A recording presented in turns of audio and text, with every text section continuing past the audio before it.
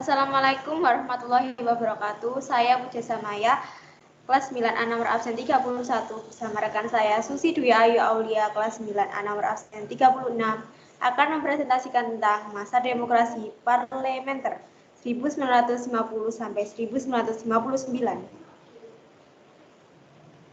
Masa demokrasi parlementer berlangsung mulai 17 Agustus 1950 sampai 6 Juli 1959.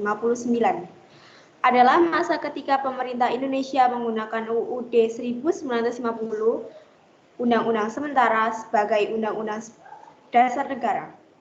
Masa demokrasi parlementer disebut pula masa demokrasi liberal, karena sistem politik dan ekonomi yang berlaku menggunakan prinsip-prinsip liberal. Sistem pemerintahan. Pada masa demokrasi parlementer, undang-undang yang digunakan sebagai landasan hukum negara adalah Undang-Undang Sementara 1950. Sistem pemerintahan adalah sistem parlementer yang artinya kabinet disusun menurut perseimbangan kekuatan kepartaian dalam parlemen. Presiden hanya merupakan lambang kesatuan saja. Kabinet-kabinet beserta masa pergantiannya. Kabinet Nasir, September 1950 sampai Maret 1951. Kabinet Sukiman, April 1951 sampai Februari 1952. Kabinet Wilopo, April 1952 sampai Juni 1953. Kabinet Ali Sastroamidjojo, 1 Juli 1953 sampai Juli 1955. Kabinet Burhanuddin Harahap, Agustus 1955 sampai Maret 1956. Kabinet Ali Sastroamidjojo II, Maret 1956 sampai Maret 1957. Kabinet Juanda, Maret 1957 sampai 1959. Sistem kepartaian. Sistem kepartaian yang dianut pada masa ini adalah masa multipartai, yaitu suatu sistem kepartaian yang memiliki banyak partai politik. Banyaknya partai politik yang ikut serta dalam pemerintahan menyebabkan munculnya persaingan antar partai yang cenderung mementingkan kepentingan pribadi daripada kepentingan nasional. Pemilu 1955. Pada tahun 1955 diselenggarakan pemilihan umum pertama di Indonesia. Dilaksanakan dalam 2 tahap. Tahap pertama dilaksanakan pada 29 September 1955 dan tahap kedua pada 15 Desember 1955. Gangguan keamanan. Pemilu tahun 1955 berhasil diselenggarakan dengan lancar, tetapi memenuhi harapan rakyat karena para wakil yang terpilih hanya mementingkan kepentingan pribadi, sehingga pergantian kabinet terus saja terjadi yang menyebabkan keadaan politik dan keamanan tidak stabil. Beberapa pemberontakan yang terjadi. Pemberontakan Angkatan Perang Ratu Adil atau bisa disebut APRA, pemberontakan Republik Maluku Selatan atau bisa disebut RMS, pemberontakan Andi Aziz, dan pemberontakan PRRI dan Pramesta. Konferensi Asia Afrika KAA dan Deklarasi Juanda. 1. Penyelenggaraan Konferensi Asia Afrika. Konferensi Asia Afrika diselenggarakan pada tanggal 18 sampai 24 April 1955 di Bandung. Konferensi ini dihadiri oleh 29 negara. Sidang berlangsung selama 1 minggu dan menghasilkan 10 prinsip yang dikenal sebagai Dasar-Sila Bandung. Penyelenggaraan KAA membawa keuntungan bagi Indonesia. Pamor Indonesia sebagai negara yang merdeka naik karena kemampuannya menyelenggarakan konferensi tingkat internasional, dan keuntungan lainnya adalah dukungan bagi pembebasan Irian Barat yang saat itu masih diduduki Belanda. 2. Deklarasi Juanda. Sebelum adanya Deklarasi Juanda, Indonesia masih menggunakan peraturan kolonial terkait dengan batas wilayah. Dalam peraturan itu disebutkan bahwa laut dan teritorial Indonesia lebarnya hanya 3 mil. Diukur dari garis rendah daripada pulau-pulau dan bagian pulau yang merupakan bagian dari wilayah daratan Indonesia. Adanya batas 3 mil ini menyebabkan adanya laut-laut bebas yang memisahkan pulau-pulau di Indonesia dan menyebabkan kapal-kapal asing bebas mengarungi lautan tersebut tanpa hambatan. Melihat kondisi ini, inilah kemudian pemerintahan Kabinet Juanda pendeklarasi hukum teritorial yang dikenal sebagai Deklarasi Juanda.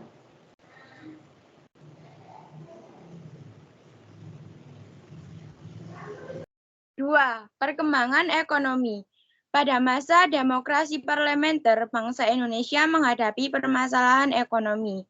Permasalahan yang dihadapi pada saat itu mencakup permasalahan jangka pendek dan permasalahan jangka panjang, yaitu permasalahan jangka pendek yang dihadapi saat itu adalah tingginya jumlah uang yang beredar dan meningkatnya biaya hidup. Permasalahan jangka panjang yang dihadapi saat itu adalah pertambahan jumlah penduduk dan tingkat kesejahteraan yang rendah. Untuk memperbaiki kondisi ekonomi, pemerintah melakukan berbagai upaya sebagai berikut. 1. Gunting Syafruddin. Pada tanggal 20 Maret 1950, dalam rangka mengurangi jumlah mata uang yang beredar dan mengatasi defisit anggaran, Menteri Keuangan Syafruddin Prawira Negara mengambil kebijakan memotong semua uang yang bernilai Rp 2,50 ke atas sehingga nilainya tinggal setengahnya dan jumlah uang yang beredar dapat dikurangi. 2. Sistem ekonomi gerakan benteng merupakan usaha pemerintah untuk mengubah struktur ekonomi kolonial menjadi struktur ekonomi nasional. Tujuannya adalah sebagai berikut. 1. Menumbuhkan kelas pengusaha di kalangan bangsa Indonesia. Para pengusaha Indonesia yang bermodal lemah diberi kesempatan untuk berpartisipasi dalam pembangunan ekonomi nasional. 2. Para pengusaha Indonesia yang bermodal lemah perlu dibimbing dan diberikan bantuan kredit. 3. Para pengusaha pribumi diharapkan secara bertahap akan berkembang menjadi maju. Gerakan benteng dimulai pada bulan April 1950. Hasilnya selama 3 tahun, yaitu dari tahun 1950 sampai tahun 1953. Tetapi tujuan program ini tidak dapat tercapai dengan baik dan mengakibatkan beban keuangan pemerintah semakin besar. Antara lain disebabkan oleh hal-hal berikut. 1. Para pengusaha pribumi tidak dapat bersaing dengan pengusaha non-pribumi dalam kerangka sistem ekonomi liberal. 2. Para pengusaha pribumi yang memiliki mental yang cenderung konsumtif.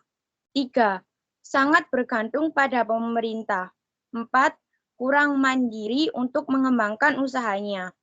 5. Ingin cepat mendapatkan keuntungan besar dan menikmati cara hidup mewah. 6. Menyalahgunakan kebijakan dengan mencari keuntungan secara tepat dari kredit yang mereka peroleh. Nasionalisasi perusahaan asing dilakukan dengan pencabutan hak milik Belanda atau asing yang kemudian diambil alih atau ditetapkan statusnya sebagai milik pemerintah Republik Indonesia.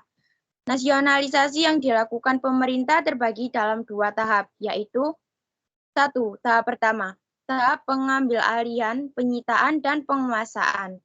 2. Tahap kedua, tahap pengambilan kebijakan yang pasti, yakni perusahaan-perusahaan yang diambil alih itu kemudian dinasionalisasikan.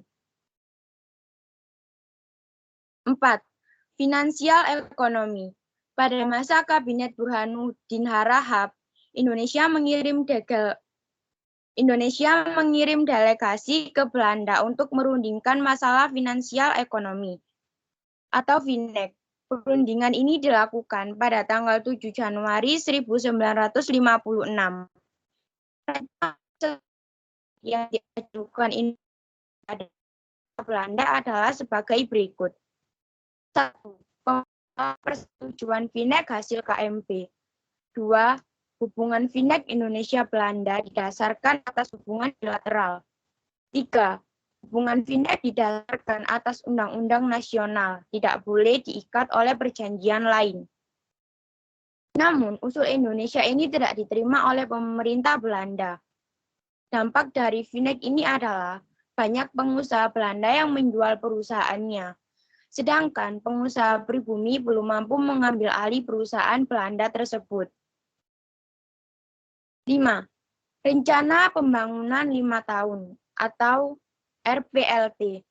Pada masa Kabinet Ali Sastroamidjojo II, pemerintah menyusun rencana pembangunan 5 tahun, yang rencananya akan dilaksanakan antara tahun 1956 sampai 1961.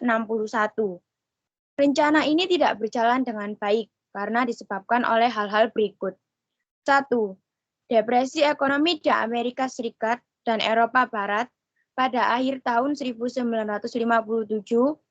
dan awal 1958 mengakibatkan ekspor dan pendapatan negara merosot. 2. Perjuangan pembebasan Irian Barat dengan melakukan nasionalisasi perusahaan-perusahaan Belanda Indonesia menimbulkan gejolak ekonomi. 3. Adanya ketegangan antara pusat dan daerah, sehingga banyak daerah yang melaksanakan kebijakan ekonominya masing-masing.